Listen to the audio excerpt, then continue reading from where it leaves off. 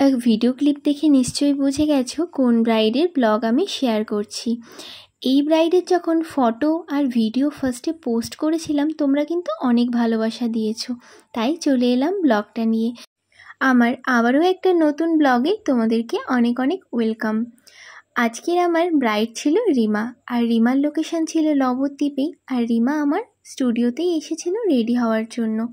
আমি কিন্তু ফার্স্টেই শাড়ি র্যাপিং করে রিমাকে বসিয়ে দিয়েছি মেকআপ করার জন্য। Part by part skin preparation করে আমি কিন্তু মেকআপ স্টার্ট করে দিয়েছি। আর আমি আজকে মোটামুটি সব প্রোডাক্টই শো করার চেষ্টা করেছি কী কী দিয়ে আমি আজকে ওর লুকটা ক্রিয়েট করছি। আর রিমা কিন্তু বেশ কয়েক মাস আগে আমাকে বুকিং করেছিল ওর স্পেশাল ডেতে ওকে একটা স্পেশাল লুক দেওয়ার জন্য।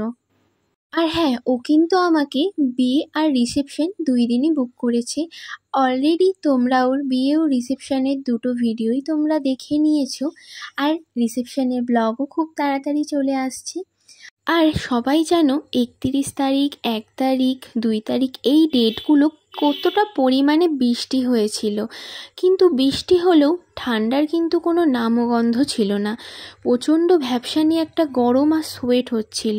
তো তার মাঝেই স্কিন প্রিপারেশনটাও কিন্তু আমাদের সেইভাবেই করতে হবে, না হলে কিন্তু মেকআপ লং লাস্টিং হবে না। আর একটা সুন্দর লং লাস্টিং মেকআপ করতে গেলে যেমন স্কিন প্রিপারেশন প্রয়োজন, তেমন একটা হেলদি স্কিনেরও খুবই প্রয়োজন।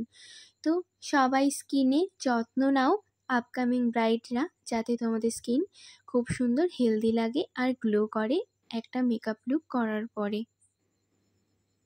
আর রিমার মুখে শুনে নাও ওর লুকটা কেমন লাগলো।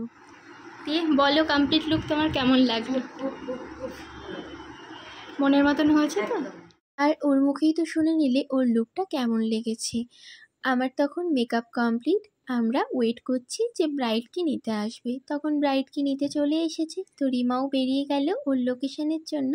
আর আজকের মতন টাটা, আবারও নতুন কোনো ব্লগে দেখা হবে।